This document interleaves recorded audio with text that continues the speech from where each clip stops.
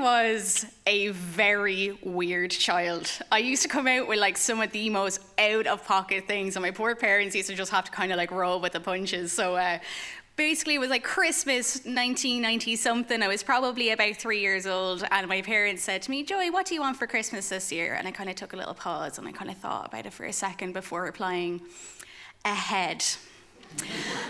And so they understandably were a little bit concerned about that present that I wanted. And so they asked me, "What do you mean by a head?" "Well, I mean a head."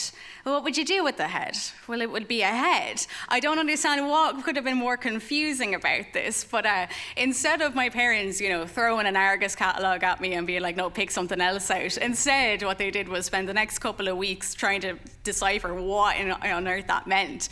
Because my parents are pretty cool. They have always kind of raised me in this like very, very supportive bubble of being like, no matter what you want to do, no matter who you want to be, we will be there and we will support you. And let me tell you, as somebody who suffers with really, really bad anxiety, who over-analyzes everything, that's a lot of pressure. It's like, what do you mean I can be anything? Can you not even give me like a little bit of a hint as to what I'm supposed to be? Because I'll tell you something, I'm not particularly gifted at anything. I can't do art, I can't play instruments. If I burst into song right now, I'd walk out of here a millionaire because you'd all pay me so much money to stop singing. And when I came to school, I was like, I like school, but I wasn't like academically gifted. I was like very much an average student.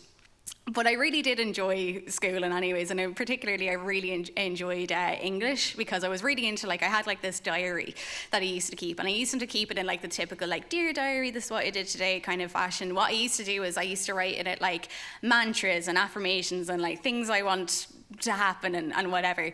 And it kind of ended up developing into me writing these really, really bad poems that only a 15-year-old could write, just who am I? What am I supposed to be? No one has ever felt this way before. And basically, when I was in secondary school, then there was this one time I was in class in English. I loved English class, and my teacher asked us to write this poem. As a writing exercise, and I wrote out this poem about an oak tree, and it was all about an allegory that was finding your place in the world, not knowing what your purpose is in the world, and everything like that. And it was literally about 2 pages long. That's how much I had to say about that topic. And I handed it up to her, and I read it back to myself, and I was like, woof, that was terrible. And she asked to see me after class, and I thought to myself, oh my God, she's going to burn it in front of me? That's a little bit harsh. But instead what she said was, Joy, would it be okay if I put it outside of my door on my notice board? And I was like, yeah, whatever, don't care. I cared so much. I was nearly doing cartwheels on my way home.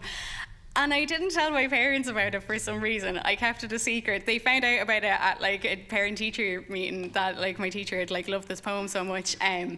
And the idea of a poem being outside of my teacher's door that I had written for an entire school of classmates to see was equal parts mortifying and thrilling. And I kind of spent the last couple of years in school kind of trying to chase that high. So I had my little notebook, and I kept writing out these little poems, and I was I got really into watching spoken word poetry on YouTube and stuff.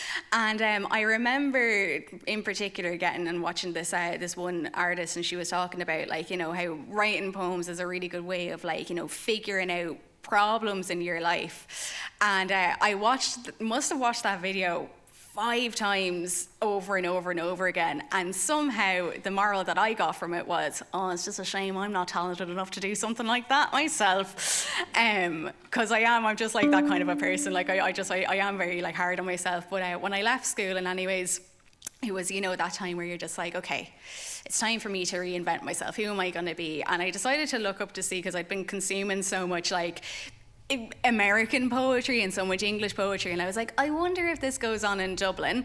And it does. It is absolutely if anything oversaturated in Dublin. There's probably one poetry night for every night of the week, genuinely. And I hadn't been telling my parents that I wanted to kind of do this. So I had picked this one particular night that I could go to that would allow me to get home at a reasonable hour, so there wouldn't be many follow-up questions. And I decided to bring my notebook with me and just like kind of give it a go. And I got in and I signed my name up and they called me and there was like 4 people in the entire room and I was like so nervous, my legs were shaking like jelly. And I got up in front of the mic and I was terrible.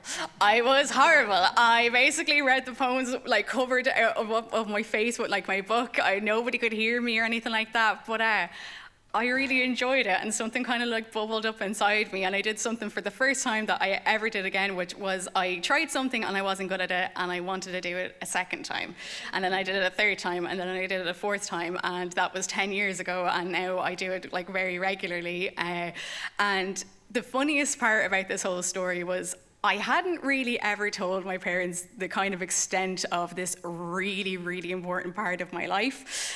I had kind of kept it a secret, actually genuinely, until my first time doing a story slam last summer.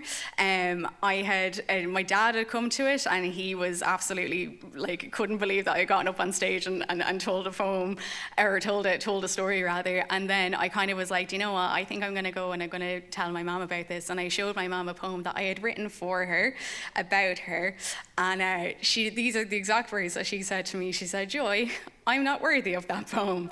And I said to her, well, it was me who wasn't worth like the time and the energy that you put into it and stuff. And the only regret that I have about this whole thing was not sharing it with them sooner, because my parents have only ever tried to understand me. Because even when I asked for a head for Christmas, what do you think that I got under the tree that year? It was, of course, the Girls' World styling head. Do her hair, do her makeup, that's obviously what I meant. Because the two of them, they understand me at times better than I even understand myself. And I'm just like so utterly grateful for everything that they've given me over the years, and most importantly, I'm grateful that when I asked for what could only be described as evidence for Christmas, they didn't turn me in.